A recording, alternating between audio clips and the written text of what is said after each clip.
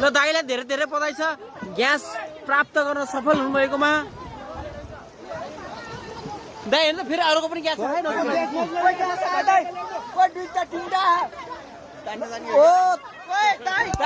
दाइ ल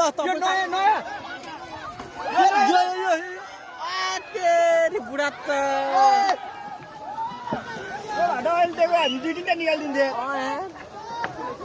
दाइ तपाईँले त